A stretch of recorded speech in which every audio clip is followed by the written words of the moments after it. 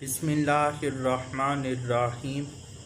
السلام علیکم ورحمۃ اللہ وبرکاتہ۔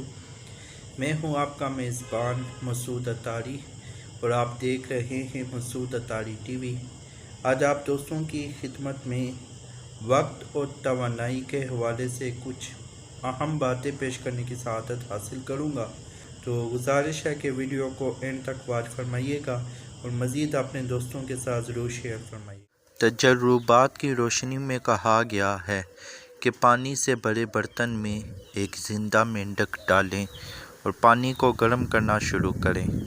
جیسے ہی پانی کا درجہ حرارت بڑھنا شروع ہوگا، مینڈک اپنی باڈی کا درجہ حرارت پانی کے مطابق ایڈجسٹ کرنے کی کوشش کرے گا اور تب تک کرتا رہے گا جب تک پانی کا درجہ حرارت بوائلنگ پوائنٹ تک نہیں پہنچ جاتا۔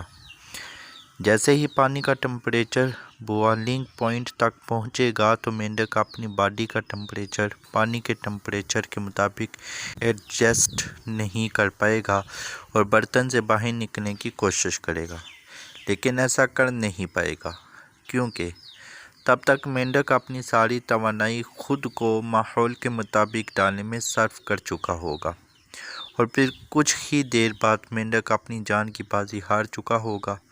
یہاں ایک سوال جنم لیتا ہے کہ آخر وہ کون سی چیز ہے جس نے مینڈک کو مارا؟ کچھ لوگ کہیں گے کہ مینڈک کو مارنے والی چیز وہ بغیرت انسان ہے جس نے مینڈک کو پانی میں ڈالا۔ کچھ یہ کہیں گے کہ مینڈک ابلتے ہوئے پانی کی وجہ سے مرا، لیکن سچی بات یہ ہے کہ مینڈک صرف اس وجہ سے مرا کیونکہ وہ وقت پر جمپ کرنے کا فیصلہ نہ کر سکا اور خود کو ماحول کے مطابق ڈالنے میں لگا رہا۔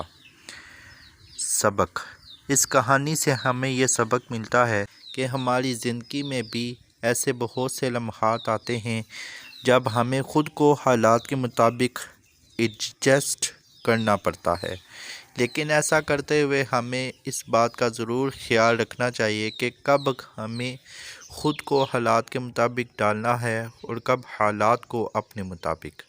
اگر ہم دوسروں کو اپنی زندگی کے ساتھ جسمانی، جذباتی، مالی، روحانی اور دماغی طور پر کھیلنے کا موقع دیں گے تو وہ ایسا کرتے ہی رہیں گے، اس لیے وقت اور توانائی رہتے ہوئے جمپ کرنے کا فیصلہ کریں۔